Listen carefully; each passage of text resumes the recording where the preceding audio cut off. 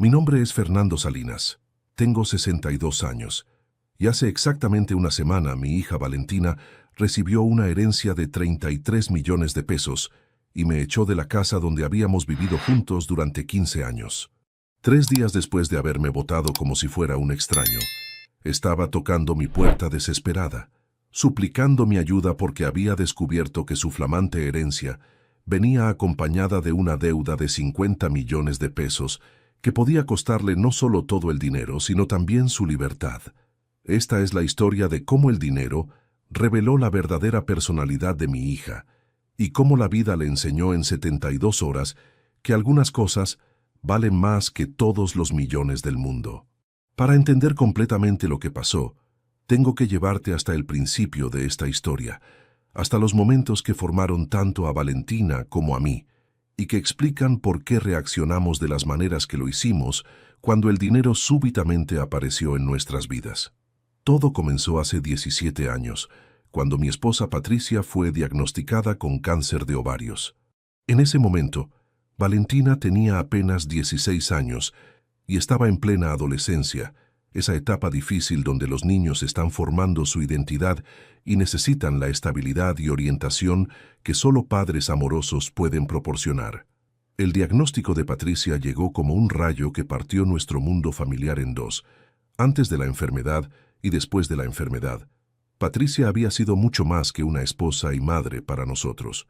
Era el alma de nuestro hogar, la persona que convertía una casa en un refugio de amor y calidez. Trabajaba como maestra de 3er grado en una escuela primaria local, donde era adorada tanto por los niños como por los padres, por su paciencia infinita y su capacidad de hacer que el aprendizaje fuera divertido y significativo. En casa, Patricia era la que mantenía todas nuestras tradiciones familiares. Organizaba celebraciones de cumpleaños elaboradas, cocinaba cenas especiales los domingos, decoraba la casa para cada festividad del año. Pero más importante que cualquier evento específico, era la persona que creaba un ambiente donde Valentina se sentía segura para expresar sus emociones, hacer preguntas sobre la vida y desarrollarse como una persona joven llena de confianza en sí misma. Patricia también era mi confidente y mi mejor amiga. Después de trabajar como gerente en una empresa de transportes durante días largos y a menudo estresantes, llegaba a casa sabiendo que tendría conversaciones que me ayudarían a procesar los desafíos del día. Patricia tenía una sabiduría práctica sobre las relaciones humanas que complementaba perfectamente mi enfoque más directo y centrado en resolver problemas. Cuando recibimos el diagnóstico, Patricia tenía apenas 42 años. Los médicos nos explicaron que el cáncer había sido detectado en una etapa relativamente avanzada, pero que con tratamiento agresivo incluyendo cirugía, quimioterapia y radiación, había una posibilidad razonable de remisión completa. Nos aferramos a esa esperanza como si fuera una cuerda de salvamento en medio de una tormenta. Los siguientes 2 años fueron una montaña rusa emocional que puso a prueba todo lo que creíamos saber sobre nuestra familia, sobre nosotros mismos y sobre la vida. Patricia enfrentó el tratamiento con una valentía que me inspiró todos los días, pero la enfermedad y los efectos secundarios de la quimioterapia gradualmente drenaron su energía física y alteraron su personalidad de maneras que fueron difíciles de aceptar. Durante ese periodo, traté de mantener tanto mi trabajo como mi rol como esposo y padre, pero la realidad era que estaba completamente abrumado por las responsabilidades. Patricia necesitaba acompañamiento constante a citas médicas, ayuda con las tareas domésticas que ya no podía manejar sola y apoyo emocional durante los días cuando el miedo y la incertidumbre se volvían abrumadores. Valentina, por su parte, estaba lidiando con el terror de perder a su madre durante los años más formativos de su vida. Había pasado de ser una adolescente típica preocupada por la escuela, los amigos y los primeros romances, a ser una joven que tenía que confrontar la mortalidad de manera muy real y muy personal. El estrés se manifestó en su comportamiento de diversas maneras. Sus calificaciones bajaron, se volvió más retraída socialmente y desarrolló ansiedad que requirió intervención de un psicólogo. Pero también durante ese periodo, Patricia, Valentina y yo desarrollamos una intimidad familiar que nunca habíamos tenido antes. La proximidad de la muerte había eliminado todas las barreras artificiales y los pequeños resentimientos que existen en todas las familias. Teníamos conversaciones profundamente honestas sobre nuestros miedos, nuestros sueños y nuestro amor mutuo. Patricia nos contó historias de su infancia que nunca había compartido antes. Valentina abrió su corazón sobre sus inseguridades adolescentes y yo aprendí a expresar emociones que había mantenido guardadas durante años. Patricia murió en un martes por la mañana en el hospital, con Valentina y conmigo sosteniendo sus manos. Sus últimas palabras fueron para pedirnos que nos cuidáramos mutuamente, que mantuviéramos vivo el amor que había sido el centro de nuestra familia, que no permitiéramos que su muerte nos separara, sino que la usáramos como una razón para estar más unidos que nunca. El funeral fue devastador pero también hermoso. La iglesia estaba llena de estudiantes actuales y antiguos de Patricia, colegas maestros, vecinos y familiares que vinieron a honrar la memoria de una mujer que había tocado tantas vidas con su bondad. Valentina dio un discurso que me hizo llorar, hablando sobre cómo su madre le había enseñado que el amor verdadero no desaparece con la muerte, sino que se convierte en una parte permanente de quien somos.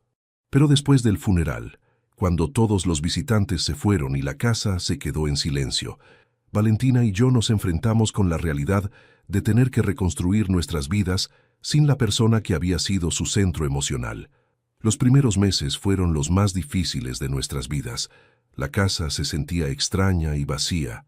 Las rutinas familiares que Patricia había establecido parecían imposibles de mantener y ambos estábamos lidiando con un dolor que no sabíamos cómo procesar. Valentina, que había estado a punto de graduarse del bachillerato cuando Patricia murió, tuvo dificultades enormes para concentrarse en sus estudios finales. Aunque logró graduarse, sus calificaciones habían bajado significativamente, y los planes universitarios que había hecho con Patricia ya no le parecían relevantes o posibles. Había perdido no solo a su madre, sino también a su guía principal para navegar la transición hacia la adultez. Durante ese periodo, cometí muchos errores como padre viudo tratando de criar solo a una hija adolescente que estaba procesando un trauma profundo. Traté de ser tanto padre como madre, pero no tenía las habilidades emocionales que Patricia había desarrollado durante años de experiencia como educadora y madre. A menudo reaccionaba a los problemas de Valentina con soluciones prácticas, cuando lo que ella necesitaba era comprensión emocional y paciencia. También estaba lidiando con mi propia depresión y pérdida, lo que a veces me hacía emocionalmente no disponible justo cuando Valentina más necesitaba apoyo. Había días cuando llegaba a casa del trabajo completamente agotado física y emocionalmente, sin energía para las conversaciones profundas o el acompañamiento emocional que una adolescente en duelo requería. Valentina respondió a esta situación volviéndose gradualmente más distante y autosuficiente de maneras que me preocupaban. Empezó a pasar más tiempo sola en su habitación, dejó de contarme sobre sus actividades escolares o sociales y desarrolló una actitud de resignación que interpretaba como madurez, pero que en realidad era una forma de protegerse emocionalmente de más pérdidas. Cuando llegó el momento de tomar decisiones sobre la universidad, Valentina anunció que quería tomarse un año sabático para encontrarse a sí misma y decidir qué quería hacer con su futuro. En ese momento, interpreté su decisión como una respuesta normal al trauma que había experimentado y pensé que darle tiempo y espacio para procesar su pérdida sería más saludable que presionarla para que siguiera cronogramas académicos tradicionales. Pero mirando hacia atrás, puedo ver que el año sabático fue el comienzo de un patrón donde Valentina usaba el trauma de la muerte de su madre como justificación para evitar responsabilidades y decisiones difíciles. En lugar de enfrentar el trabajo duro de reconstruir su vida después de la tragedia, encontró en su dolor una excusa cómoda para postergar el crecimiento personal y la independencia.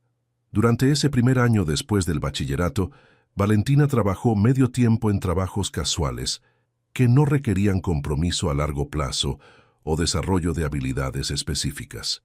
Trabajó en una cafetería durante algunos meses, luego en una tienda de ropa durante otros meses, luego como recepcionista temporal en varias oficinas.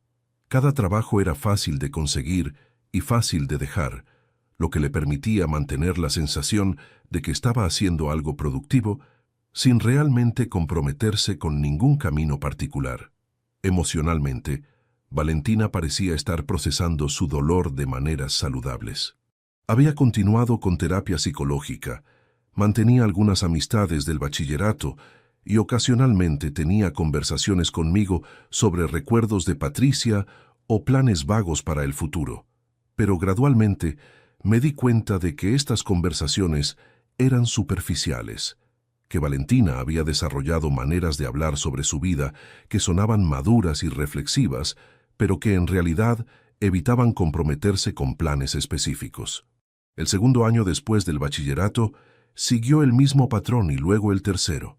Cada vez que abordaba el tema de planes más permanentes, ya fuera universidad, capacitación técnica o búsqueda de empleo de tiempo completo con posibilidades de crecimiento, Valentina tenía explicaciones sobre por qué no estaba lista todavía, por qué necesitaba más tiempo para procesar su pérdida, por qué las presiones externas no eran apropiadas para alguien que había pasado por tanto trauma.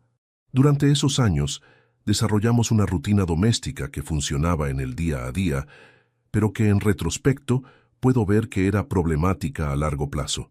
Valentina contribuía mínimamente a los gastos de la casa, pero tenía libertad completa para usar el espacio, la comida y los recursos que yo proporcionaba. Yo trabajaba a tiempo completo y manejaba todas las responsabilidades financieras y domésticas significativas, mientras ella mantenía trabajos casuales que le daban dinero de bolsillo, pero no verdadera independencia. Lo que no entendí en ese momento era que esta rutina estaba enseñándole a Valentina que podía vivir cómodamente sin asumir responsabilidades adultas completas. Había encontrado una manera de mantener la comodidad y seguridad de vivir en casa de papá, mientras evitaba las expectativas y presiones que vienen con la verdadera adultez.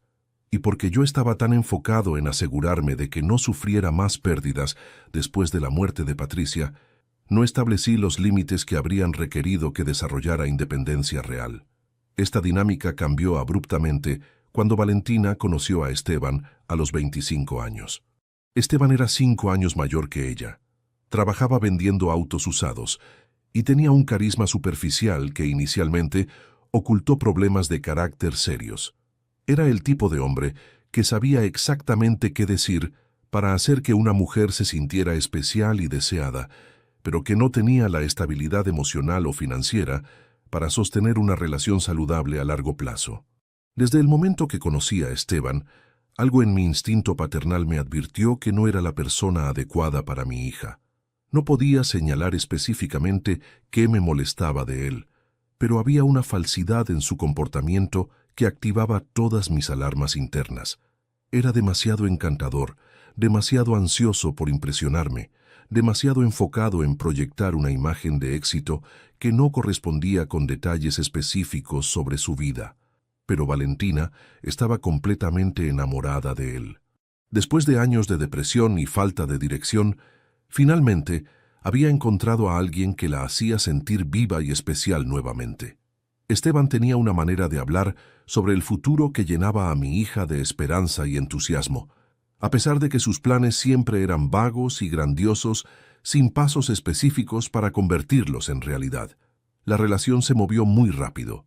Dentro de 6 meses, Valentina había anunciado que se iba a mudar con Esteban a un apartamento que habían alquilado juntos. Aunque me dolió verla irse, también esperaba que vivir independientemente la forzaría a desarrollar las habilidades de adulta que había estado evitando mientras vivía conmigo. Pero rápidamente se hizo claro que la independencia de Valentina era ilusoria. Dentro del primer mes de vivir con Esteban, empezó a venir regularmente a pedirme dinero. Siempre había alguna emergencia. El alquiler estaba atrasado porque el empleador de Esteban había demorado los pagos. Necesitaban dinero para arreglar el auto porque Esteban lo necesitaba para trabajar. Había facturas médicas inesperadas que no podían cubrir con sus ingresos actuales.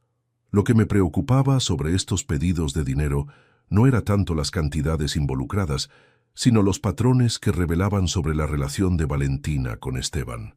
Era claro que él no estaba contribuyendo de manera consistente a sus gastos compartidos, que tenía problemas para mantener empleo estable y que había convencido a Valentina de que sus problemas financieros eran temporales y fáciles de resolver. También me preocupaba la manera en que Valentina justificaba estos pedidos de dinero. Nunca admitía directamente que Esteban era irresponsable financieramente. En lugar de eso, creaba narrativas elaboradas sobre mala suerte temporal, empleadores injustos y circunstancias imprevistas que hacían que pareciera que sus problemas financieros eran resultado de fuerzas externas en lugar de decisiones pobres. Durante los siguientes 3 años, este patrón se intensificó. Los pedidos de dinero se hicieron más frecuentes y más grandes, y las explicaciones se volvieron más elaboradas y menos creíbles. Gradualmente me di cuenta de que no solo estaba financiando el alquiler y los gastos básicos de Valentina, sino también las deudas de juego de Esteban y su estilo de vida irresponsable. La situación llegó a un punto crítico cuando descubrí que Esteban había estado apostando regularmente en casinos y juegos de póker, perdiendo dinero que no tenía y usando la generosidad de Valentina hacia mí para financiar sus hábitos destructivos. Cuando confronté a Valentina con esta información, inicialmente negó que hubiera un problema serio, pero eventualmente admitió que sabía sobre los problemas de juego, pero esperaba poder ayudar a Esteban a superarlos. Fue en ese momento que establecí límites firmes. Le dije a Valentina que le ayudaría una última vez con sus gastos inmediatos, pero que después de eso tendría que elegir entre terminar su relación con Esteban o encontrar la manera de resolver sus problemas financieros sin mi ayuda. No estaba dispuesto a seguir financiando indirectamente las adicciones de un hombre que estaba destruyendo la vida de mi hija. Valentina eligió a Esteban. Se fue de mi casa furiosa, diciéndome que no podía usar amenazas financieras para controlar su vida amorosa, que era una adulta con derecho a tomar sus propias decisiones, aunque fueran errores. Durante los siguientes 6 meses no tuvimos contacto, y fue uno de los periodos más dolorosos de mi vida. Pero entonces, una noche, Valentina apareció en mi puerta magullada, asustada y pidiendo refugio. Esteban había perdido una cantidad significativa de dinero en una noche de juego, había bebido en exceso, y cuando Valentina había cuestionado su comportamiento, la había golpeado por primera vez en su relación. Esa noche, mi hija finalmente entendió lo que yo había estado tratando de protegerla durante años. La recibí sin reproches. Era mi hija, estaba herida y necesitaba refugio y apoyo. Durante las siguientes semanas, la ayudé a sacar sus pertenencias del apartamento que había compartido con Esteban. La acompañé a hacer la denuncia por violencia doméstica y la apoyé mientras procesaba el final de una relación que había durado 4 años y que había definido gran parte de su vida adulta. Valentina se mudó de vuelta a mi casa genuinamente arrepentida y aparentemente decidida a hacer cambios significativos en su vida. Se disculpó por los años de conflicto, reconoció que yo había tenido razón sobre el carácter problemático de Esteban y prometió que reconstruiría su vida sobre bases más sólidas y responsables. Durante los siguientes meses, cumplió muchas de esas promesas. Consiguió un trabajo estable como asistente administrativa en una oficina de contadores. Empezó terapia para procesar tanto la violencia doméstica como los problemas emocionales que se remontaban a la muerte de Patricia, y comenzó a ahorrar dinero por primera vez en su vida adulta. Nuestra relación mejoró dramáticamente durante ese periodo.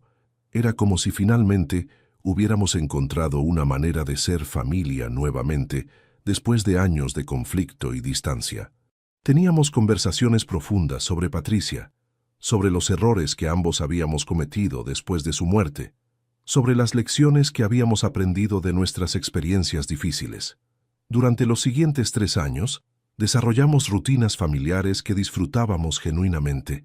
Cocinábamos juntos los fines de semana, veíamos películas los viernes por la noche, hablábamos sobre nuestros días durante las cenas.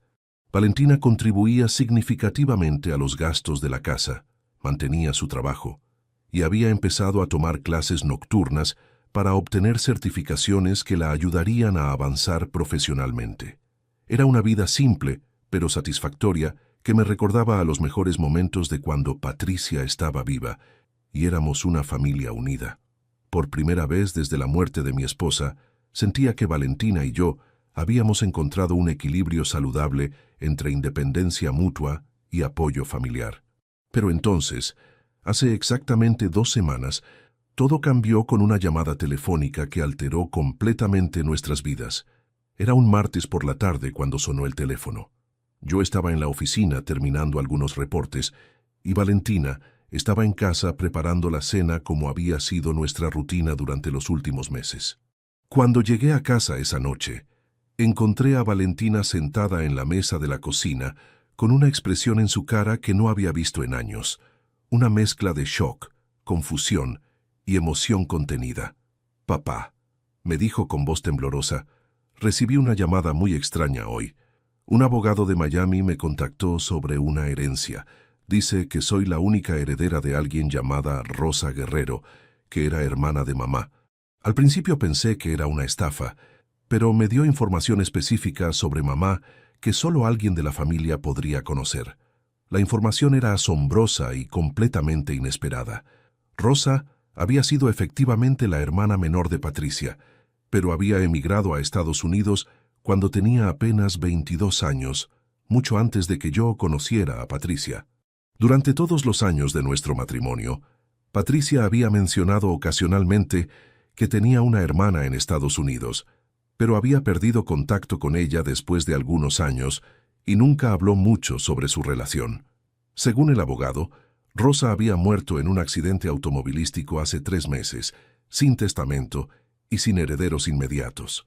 Después de una investigación exhaustiva de su historia familiar, los abogados habían determinado que Valentina era su única sobrina y por lo tanto su única heredera legal. La herencia consistía en una casa en Miami que Rosa había comprado hace 15 años, más ahorros e inversiones que totalizaban aproximadamente 33 millones de pesos cuando se convertían a moneda local. Durante las siguientes horas, mientras Valentina me explicaba todos los detalles de la conversación con el abogado, traté de procesar las implicaciones de esta noticia extraordinaria. Por un lado, estaba genuinamente feliz por mi hija. Después de años de lucha financiera y problemas personales, finalmente tenía una oportunidad de seguridad económica que podría cambiar su vida de maneras positivas. Pero también tenía preocupaciones inmediatas sobre cómo manejaría esta situación. Valentina nunca había tenido que gestionar cantidades significativas de dinero. Nunca había tenido que tomar decisiones financieras complejas y no tenía experiencia con las responsabilidades que vienen con ser repentinamente rica. Me preocupaba que pudiera tomar decisiones impulsivas que la pusieran en riesgo financiero a largo plazo. Durante los días siguientes, mientras esperábamos que el abogado enviara los documentos oficiales, tuvimos muchas conversaciones sobre lo que esta herencia podría significar para Valentina y para nosotros como familia. Al principio, sus planes sonaban razonables y bien pensados. Habló sobre comprar una casa modesta, invertir la mayoría del dinero para asegurar su futuro, tal vez usar parte del dinero para terminar su educación universitaria. También habló sobre cómo esto cambiaría nuestra situación familiar. Sugirió que podríamos comprar una casa más grande, donde ambos pudiéramos vivir cómodamente, que ella podría contribuir significativamente a mi jubilación, que tendríamos oportunidades de viajar juntos y disfrutar experiencias que nunca habíamos podido permitirnos. Estas conversaciones iniciales me llenaron de esperanza sobre nuestro futuro juntos. Parecía que Valentina estaba pensando de manera madura y responsable sobre la herencia, y que veía esta oportunidad como algo que podríamos compartir como familia en lugar de algo que la separaría de mí. Pero gradualmente, durante las 2 semanas que siguieron, empecé a notar cambios sutiles en la actitud y el comportamiento de Valentina que me preocuparon profundamente. Empezó a pasar más tiempo investigando casas caras en Internet, viendo videos de autos de lujo en YouTube y leyendo artículos sobre estilos de vida de personas ricas. Sus conversaciones conmigo se llenaron de referencias a lo que podría permitirse ahora, a las oportunidades que tendría, a la libertad que el dinero le daría. También noté que empezó a hablar de manera diferente sobre nuestros arreglos de vivienda actuales.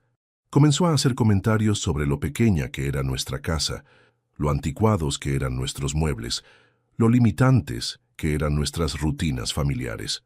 Era como si repentinamente hubiera desarrollado una perspectiva crítica sobre aspectos de nuestra vida que antes había aceptado felizmente.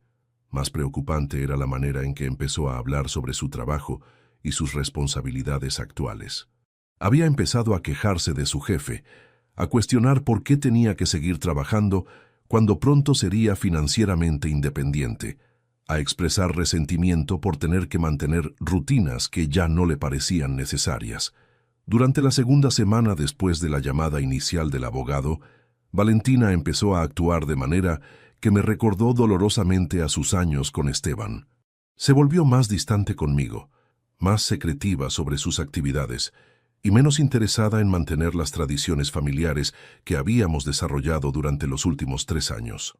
Una noche, durante la cena, traté de abordar mis preocupaciones de manera suave. Le pregunté si había pensado en los desafíos que vienen con manejar una cantidad tan grande de dinero, si había considerado buscar asesoría financiera profesional, si quería que la acompañara cuando fuera a Miami a firmar los documentos legales. Su respuesta me sorprendió por su tono defensivo e irritado. Me dijo que podía manejar sus propios asuntos financieros, que no necesitaba que la tratara como una niña que no entendía las complejidades del dinero, que finalmente tenía la oportunidad de tomar decisiones independientes sin tener que consultar con nadie más. Esa conversación se convirtió en nuestra primera discusión seria en años. Valentina me acusó de estar celoso de su herencia, de querer controlar sus decisiones, como había tratado de controlar su relación con Esteban, de no poder estar feliz por su buena fortuna sin encontrar razones para preocuparse. Le expliqué que no estaba celoso, sino genuinamente preocupado por su bienestar, que había visto demasiadas historias de personas que habían arruinado sus vidas tomando decisiones impulsivas, con herencias grandes, que simplemente quería asegurarme de que aprovechara esta oportunidad de la mejor manera posible. Pero Valentina había interpretado mis preocupaciones como intentos de control, y la conversación terminó con ella diciéndome que esperaba que pudiera apoyar sus decisiones sin tratar de influir en ellas, que necesitaba espacio para procesar esta oportunidad sin presión adicional de mi parte.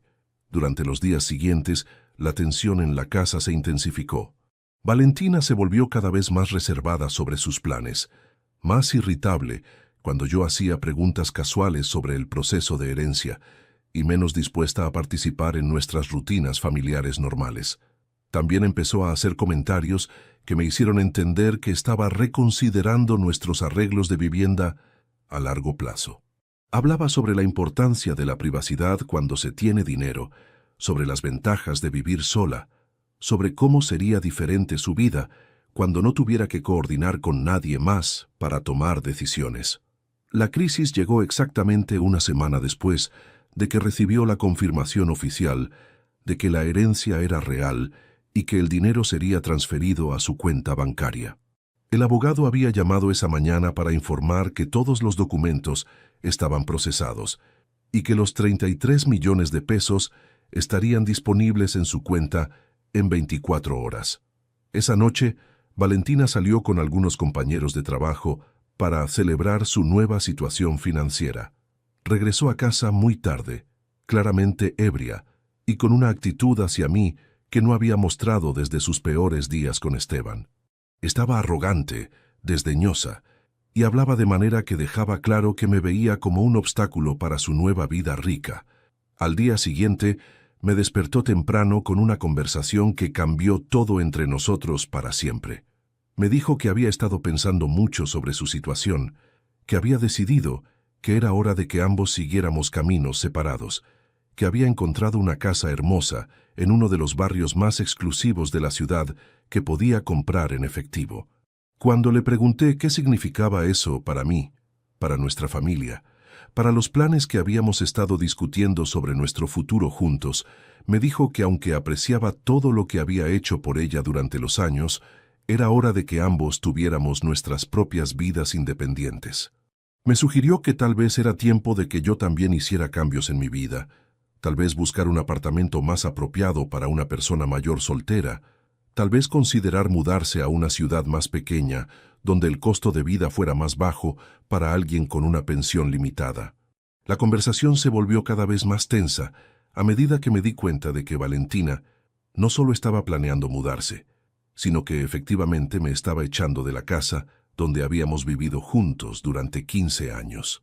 Cuando le pregunté directamente si esperaba que yo me mudara también, me dijo que la casa era técnicamente mía, pero que ella había contribuido a los gastos durante los últimos 3 años y que merecía la oportunidad de empezar una nueva vida sin las complicaciones emocionales de vivir con familia. En ese momento entendí completamente lo que estaba pasando. Mi hija había decidido que mi presencia en su nueva vida rica era un inconveniente del que quería deshacerse. Todos los años de sacrificio, apoyo incondicional y amor paternal habían sido reducidos a complicaciones emocionales que la impedían disfrutar completamente de su buena fortuna. Le dije que estaba profundamente decepcionado por su actitud, que había esperado que su herencia nos diera oportunidades de construir una vida mejor juntos, no razones para separarnos.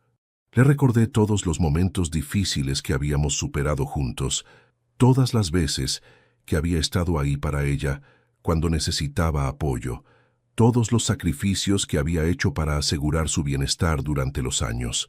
Pero Valentina ya había tomado su decisión y no estaba interesada en escuchar mis sentimientos sobre la situación.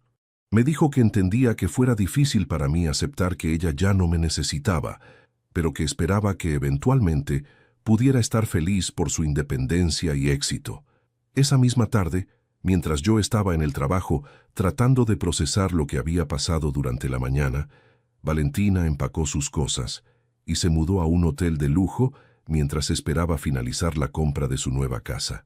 Dejó una nota diciéndome que esperaba que pudiéramos mantener una relación positiva, pero que necesitaba tiempo y espacio para ajustarse a su nueva situación sin la presión de expectativas familiares.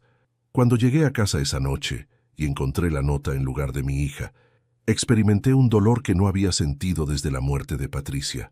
Pero esta vez, el dolor era diferente porque no había venido de una tragedia inevitable, sino de la decisión consciente de mi hija de priorizar el dinero sobre nuestra relación familiar. Los 3 días siguientes fueron devastadores para mí emocionalmente. La casa se sentía completamente vacía y silenciosa, de una manera que me recordaba los peores momentos después de la muerte de Patricia.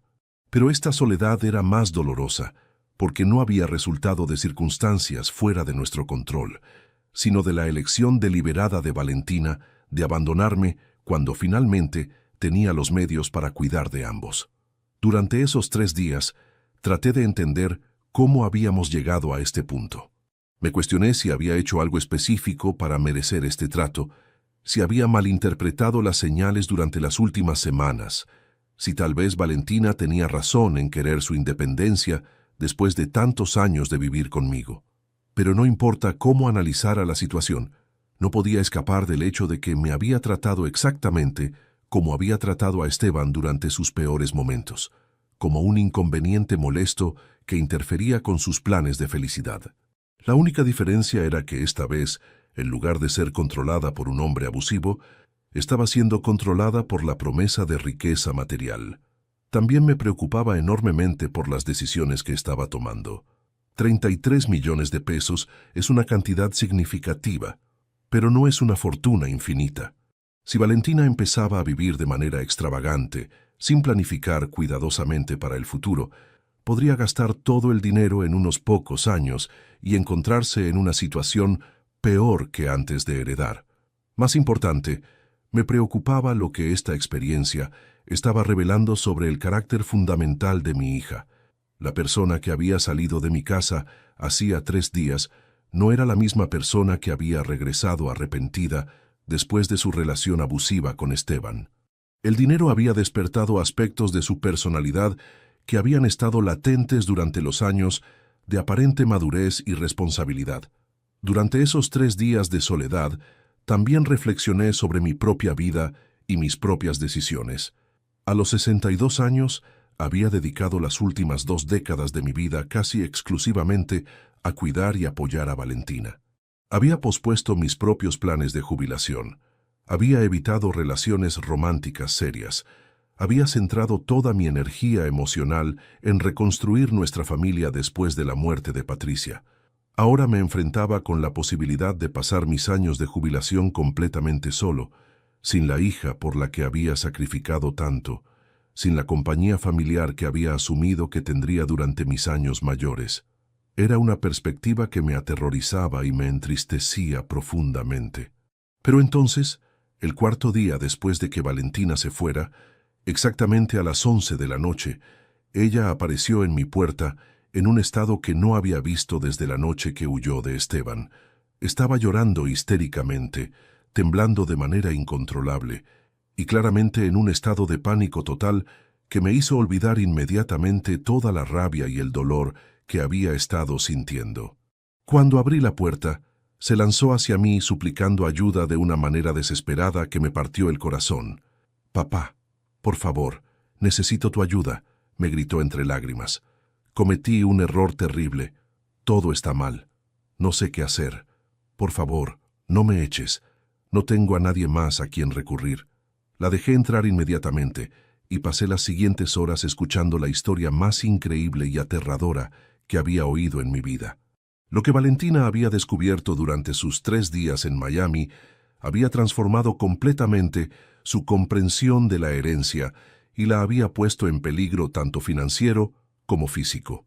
Cuando había ido a Miami a finalizar los documentos de transferencia de propiedad, todo había procedido exactamente como el abogado había explicado inicialmente.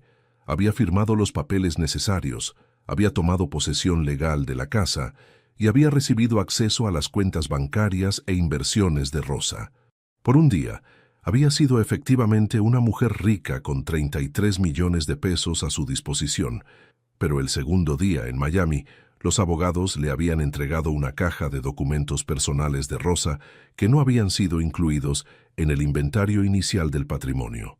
Estos documentos habían estado almacenados en una caja de seguridad separada que había requerido documentación adicional para acceder. Entre esos documentos, Valentina había encontrado evidencia devastadora de que Rosa no había estado viviendo la vida cómoda y próspera que todos habían asumido. Los estados de cuenta bancarios mostraban que había estado luchando financieramente durante los últimos años de su vida, principalmente debido a gastos médicos enormes relacionados con tratamientos para cáncer que no habían estado cubiertos completamente por su seguro.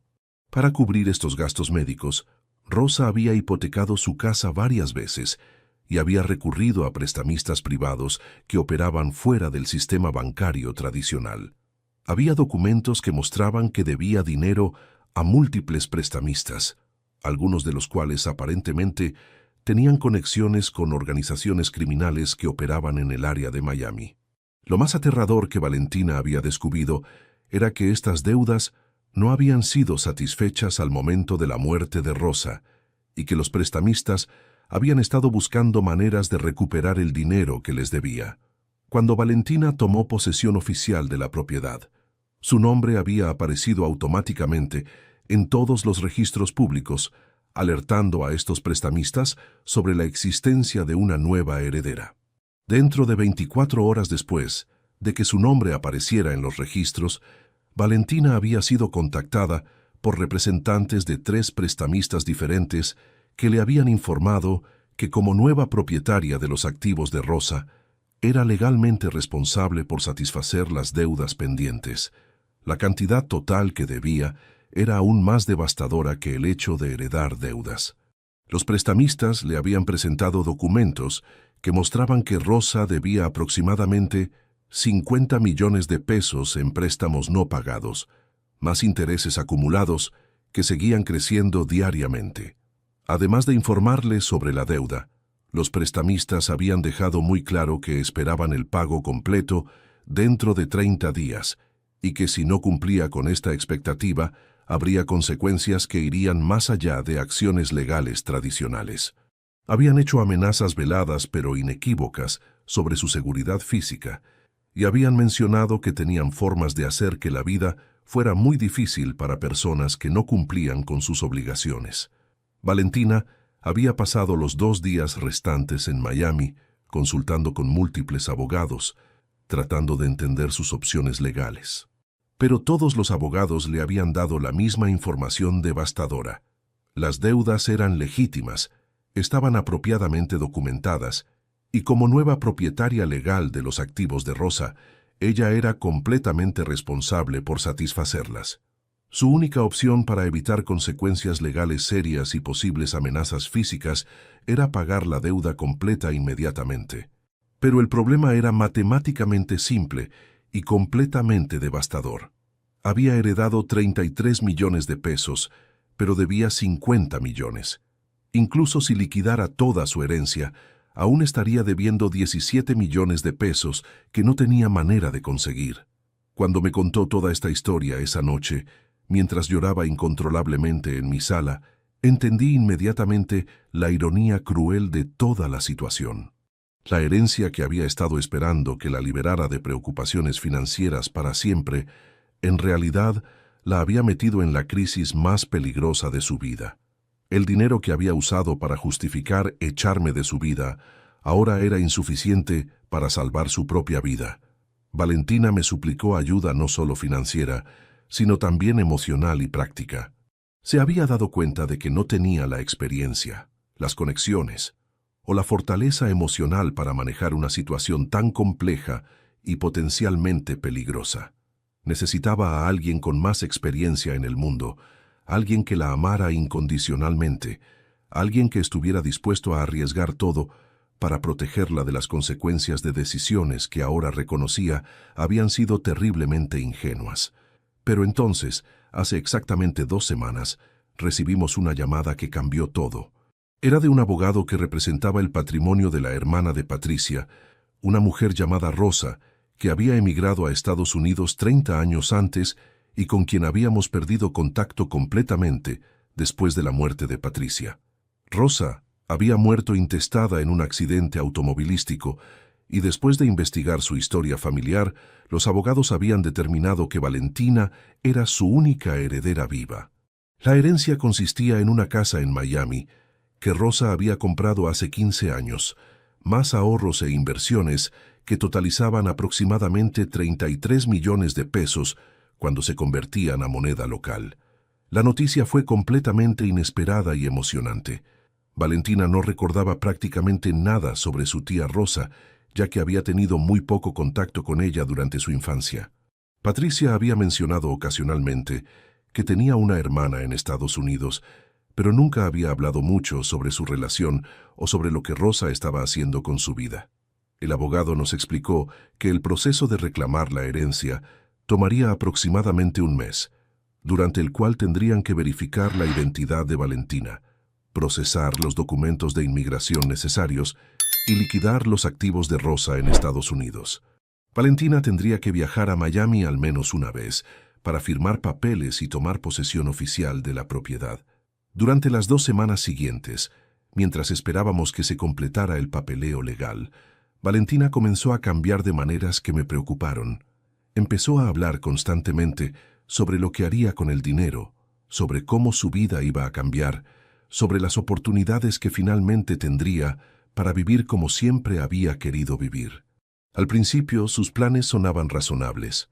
Habló sobre comprar su propia casa, invertir parte del dinero para asegurar su futuro financiero, tal vez usar algo de dinero para terminar su educación universitaria, pero gradualmente sus planes se volvieron más elaborados y menos realistas. Empezó a hablar sobre viajar por el mundo, comprar autos caros, mudarse a barrios exclusivos que estaban muy por encima de sus medios, incluso con la herencia. También noté que su actitud hacia mí comenzó a cambiar sutilmente. Empezó a hacer comentarios sobre cómo ya no tendría que preocuparse por dinero, sobre cómo finalmente sería independiente, sobre cómo podría tomar decisiones sin tener que considerar las limitaciones financieras que habían definido su vida hasta ese momento. Lo que más me preocupó fue que empezó a hablar sobre nuestra situación de vivienda actual como si fuera temporal. Hacía comentarios sobre cómo sería vivir en su propia casa, sobre la privacidad que tendría, sobre no tener que coordinar su horario con nadie más. Era como si ya estuviera planeando dejarme atrás una vez que tuviera acceso a su herencia. Traté de hablar con ella sobre mis preocupaciones, pero cada conversación se convertía en una discusión. Valentina me decía que estaba siendo negativo, que no podía estar feliz por su buena fortuna, que estaba tratando de controlar su vida nuevamente como había hecho durante los años con Esteban. Me acusaba de estar celoso de su herencia, de querer que siguiera siendo dependiente de mí para siempre. La situación llegó a un punto crítico hace exactamente una semana, cuando el abogado llamó para informar que todos los documentos estaban listos y que Valentina oficialmente había heredado los 33 millones de pesos. El dinero sería transferido a su cuenta bancaria local dentro de 24 horas. Esa noche, Valentina salió a celebrar con algunos amigos de su trabajo. Regresó a casa muy tarde, claramente ebria, y con una actitud que nunca había mostrado antes hacia mí. Me dijo que ahora que tenía su propio dinero, ya no tendría que seguir viviendo como una niña en la casa de su padre. Al día siguiente, me despertó temprano con una conversación que cambió todo entre nosotros. Me dijo que había tomado la decisión de mudarse inmediatamente, que había encontrado una casa hermosa en un barrio exclusivo que podía pagar en efectivo, que quería empezar su nueva vida independiente lo antes posible. Cuando le pregunté sobre nuestros planes familiares, sobre la rutina que habíamos construido durante los últimos 3 años, me dijo que aunque apreciaba todo lo que había hecho por ella, era hora de que ambos siguiéramos con nuestras vidas por separado. Me sugirió que tal vez era tiempo de que yo también hiciera cambios, tal vez buscar una casa más pequeña y más apropiada para una persona mayor soltera.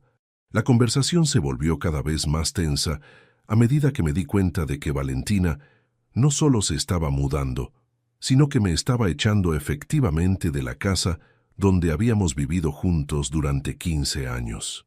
Cuando le pregunté directamente si esperaba que yo me mudara también, me dijo que la casa era técnicamente mía, pero que ella había contribuido a los gastos durante los últimos 3 años y que merecía la oportunidad de empezar fresh, sin las complicaciones emocionales de vivir con familia. En ese momento entendí que mi hija había decidido que mi presencia en su nueva vida rica era un inconveniente del que quería deshacerse. Había convertido mis 15 años de apoyo incondicional, sacrificio y amor paternal en algo que ahora veía como una carga que la impedía disfrutar completamente de su buena fortuna. Le dije que estaba decepcionado por su actitud, que había esperado que su herencia nos diera oportunidades de construir una vida mejor juntos, no razones para separarnos. Pero Valentina ya había tomado su decisión. Esa misma tarde, empacó sus cosas y se mudó a un hotel mientras esperaba cerrar la compra de su nueva casa. Antes de irse, me dijo algo que nunca olvidaré. Papá, por primera vez en mi vida tengo la oportunidad de vivir según mis propios términos, sin tener que depender de nadie o responder ante nadie. Espero que puedas entender que necesito tomar esta oportunidad. Fueron las últimas palabras que me dijo antes de salir por la puerta con sus maletas. Los 3 días siguientes fueron devastadores para mí. La casa se sentía vacía y silenciosa de una manera que no había experimentado desde los meses inmediatamente después de la muerte de Patricia. Pero esta soledad era diferente, porque no había venido de una tragedia inevitable, sino de la decisión consciente de mi hija de priorizar el dinero sobre nuestra relación familiar. Durante esos 3 días, traté de procesar lo que había pasado. Me cuestioné si había hecho algo mal, si había malinterpretado la situación, si tal vez Valentina tenía razón en querer su independencia después de tantos años de vivir conmigo.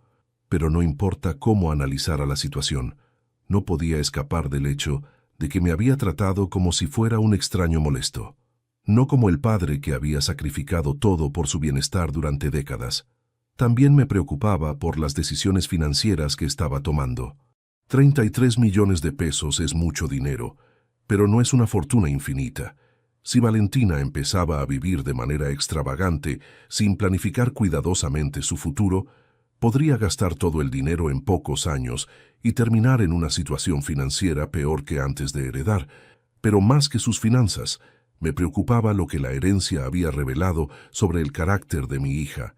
La persona que había salido de mi casa hacía 3 días no era la misma persona que había regresado arrepentida después de su relación abusiva con Esteban.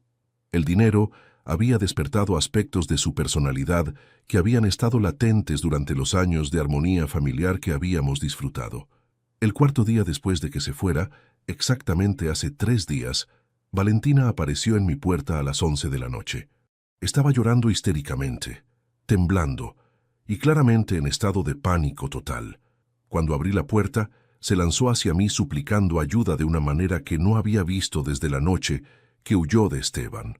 Lo que había descubierto durante esos 3 días cambió completamente su perspectiva sobre su herencia y sobre las decisiones que había tomado. Cuando fue a Miami a finalizar el proceso de transferencia de propiedad, los abogados le entregaron una caja de documentos personales de Rosa que no habían sido incluidos en el inventario inicial del patrimonio. Entre esos documentos, Valentina encontró evidencia de que Rosa no había estado viviendo tan cómodamente como habían asumido inicialmente. La casa que había heredado estaba hipotecada por una cantidad significativa, y Rosa había estado luchando financieramente durante los últimos años de su vida debido a problemas de salud y gastos médicos elevados. Pero lo más devastador que Valentina descubrió fue que Rosa había prestado dinero de prestamistas privados usando la casa como garantía, y esas deudas no habían sido satisfechas al momento de su muerte. Los prestamistas, que aparentemente tenían conexiones con organizaciones criminales, habían estado buscando maneras de recuperar el dinero que Rosa les debía. Cuando Valentina tomó posesión oficial de la propiedad, automáticamente también heredó las obligaciones financieras asociadas con ella. Los prestamistas la habían contactado inmediatamente después de que su nombre apareciera en los registros de propiedad y le habían informado que debía 50 millones de pesos en préstamos no pagados más intereses acumulados. Además de la deuda, los prestamistas le habían dejado claro que esperaban el pago completo dentro de 30 días y que si no pagaba, habría consecuencias que iban más allá de la pérdida de la propiedad. Habían amenazado tanto su seguridad física como acciones legales que podrían resultar en cargos criminales por evasión de deudas heredadas.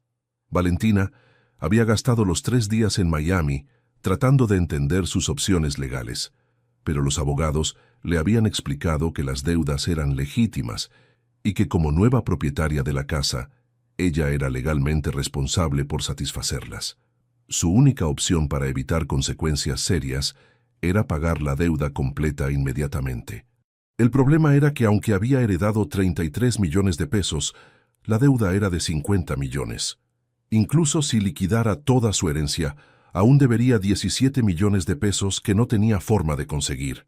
Estaba enfrentando la posibilidad de perder no solo toda la herencia, sino también ser perseguida legalmente por la diferencia. Cuando me contó toda la historia esa noche, mientras lloraba en mi sala, entendí inmediatamente la ironía terrible de la situación. La herencia que había creído que la liberaría de preocupaciones financieras para siempre, en realidad la había metido en la crisis financiera más seria de su vida. El dinero que había usado para justificar echarme de su vida ahora era insuficiente para salvar su propia vida. Valentina me suplicó ayuda no solo financiera, sino también emocional y práctica. No tenía idea de cómo manejar una situación tan compleja y peligrosa, y se dio cuenta de que yo era la única persona en su vida con la experiencia, el juicio y los recursos que podrían ayudarla a encontrar una solución. Me pidió perdón por la forma en que me había tratado durante la semana anterior. Reconoció que el dinero había nublado su juicio, que había tomado decisiones terribles basadas en arrogancia y ingratitud, que había puesto su nueva riqueza por encima de las relaciones que realmente importaban en su vida. Pero más importante, me pidió que la ayudara a resolver la situación con los prestamistas. No tenía la experiencia o las conexiones necesarias para negociar con personas que claramente estaban involucradas en actividades ilegales.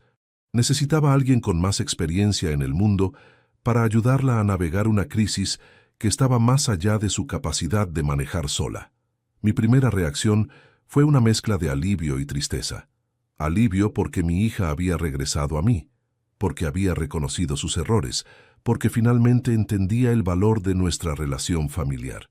Pero también tristeza porque había tomado una crisis así para que se diera cuenta de lo que había perdido cuando decidió alejarme de su vida. Durante las siguientes horas, mientras Valentina me explicaba todos los detalles de la situación, empecé a formular un plan para ayudarla.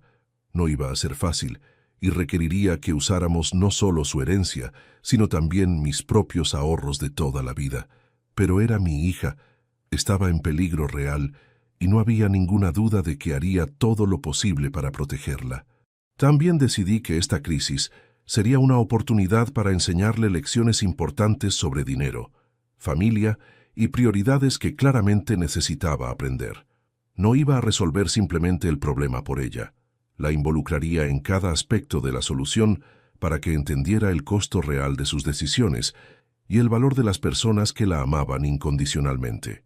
El plan que desarrollamos tenía varias partes. Primero, liquidaríamos la propiedad en Miami lo más rápido posible, incluso si eso significaba venderla por menos del valor de mercado. Segundo, usaríamos mis ahorros de jubilación para cubrir la diferencia entre la herencia y la deuda total. Tercero, Valentina regresaría a vivir conmigo y trabajaríamos juntos para reconstruir nuestras finanzas durante los próximos años. Pero antes de hacer cualquier cosa, insistí en que tuviéramos una conversación completa y honesta sobre lo que había pasado entre nosotros. Valentina necesitaba entender no solo el costo financiero de la crisis, sino también el costo emocional de las decisiones que había tomado cuando pensó que se había vuelto rica. Esa conversación fue una de las más difíciles que habíamos tenido en nuestras vidas. Valentina tuvo que confrontar el hecho de que había estado dispuesta a abandonar a su padre por dinero, que había priorizado la riqueza material sobre las relaciones familiares, que había repetido exactamente los mismos errores de juicio que había cometido durante sus años con Esteban. También tuvimos que hablar sobre los patrones en su comportamiento que se remontaban a los años después de la muerte de Patricia. Valentina reconoció que había estado buscando toda su vida adulta formas de evitar responsabilidad personal, ya fuera dependiendo de mí económicamente, dependiendo de Esteban emocionalmente, o pensando que la herencia le daría independencia sin requerir trabajo duro. Pero lo más importante de esa conversación fue que Valentina entendió que yo la había ayudado no porque fuera mi obligación como padre, sino porque la amaba incondicionalmente a pesar de las decisiones hirientes que había tomado. Entendió que el amor familiar verdadero no depende de circunstancias financieras, que la familia real permanece unida durante las crisis en lugar de separarse durante la prosperidad. Durante la semana pasada, hemos estado trabajando juntos para resolver la crisis. Contacté a un abogado especializado en derecho internacional y deudas complejas, quien nos ayudó a negociar con los prestamistas. Pudimos llegar a un acuerdo donde pagaríamos 45 millones en lugar de 50, y tendríamos 90 días para conseguir el dinero completo en lugar de 30. La propiedad en Miami se vendió rápidamente, aunque por 25 millones en lugar de los 33 que habíamos esperado originalmente. Con mis ahorros de jubilación, pudimos llegar a los 45 millones necesarios para satisfacer la deuda. Pero eso significó que tanto Valentina como yo salimos de la crisis sin ningún dinero extra. Valentina perdió toda su herencia y yo perdí los ahorros que había acumulado durante 30 años de trabajo. Económicamente, estamos en una posición más difícil de la que estábamos antes de que llegara la noticia de la herencia. Pero emocionalmente y como familia, estamos más fuertes de lo que habíamos estado en años. La experiencia le enseñó a Valentina lecciones valiosas sobre el dinero que ninguna cantidad de consejos paternales habría podido enseñarle. Aprendió que la riqueza sin sabiduría es peligrosa, que las decisiones financieras importantes requieren investigación cuidadosa y planificación, que el dinero puede crear tantos problemas como los que resuelve si no se maneja responsablemente. Más importante, aprendió sobre el valor verdadero de las relaciones familiares. Entendió que había estado dispuesta a cambiar décadas de amor incondicional por unos meses de independencia financiera, que había priorizado la libertad de gastar dinero por encima de la seguridad de tener familia que la apoyara durante las crisis. Hoy, una semana después de que me echara de casa, Valentina y yo estamos viviendo juntos nuevamente y trabajando en reconstruir tanto nuestras finanzas como nuestra relación. Ella ha vuelto a su trabajo como asistente administrativa y yo estoy considerando postergar mi jubilación para recuperar parte de los ahorros que usé para salvar su vida. Pero esta vez, nuestra relación es diferente. Es más madura, más equilibrada, basada en respeto mutuo en lugar de dependencia o obligación. Valentina entiende ahora que elegí ayudarla no porque fuera mi deber, sino porque la amo, y esa comprensión ha cambiado fundamentalmente la dinámica entre nosotros. También hemos establecido nuevas reglas para nuestra convivencia. Valentina contribuye proporcionalmente más a los gastos de la casa, participa en las decisiones importantes sobre nuestras finanzas familiares y ha asumido responsabilidades adicionales en el mantenimiento del hogar. Ya no es la hija adulta que vive cómodamente en casa de papá, sino una socia igual en nuestro hogar familiar. Más importante, hemos desarrollado un plan conjunto para el futuro que refleja las lecciones que ambos aprendimos de esta experiencia. Valentina va a retomar sus estudios universitarios, esta vez en administración de empresas con enfoque en finanzas personales. Yo voy a trabajar algunos años más, pero también vamos a usar este tiempo para prepararnos mejor para mi eventual jubilación. ¿Me arrepiento de haber usado mis ahorros de toda la vida para salvar a mi hija de las consecuencias de sus decisiones irresponsables? No, porque al final del día, el dinero es reemplazable, pero la familia no lo es. Valentina cometió errores terribles durante esa semana cuando pensó que se había vuelto rica, pero todos merecemos segundas oportunidades para aprender de nuestros errores. Lo que me da esperanza es que esta vez Valentina realmente aprendió las lecciones que necesitaba aprender. No fue mi lectura paternal o mi sabiduría lo que la cambió. Fue enfrentar las consecuencias reales de sus propias decisiones lo que le enseñó el valor de la familia, la responsabilidad y la humildad.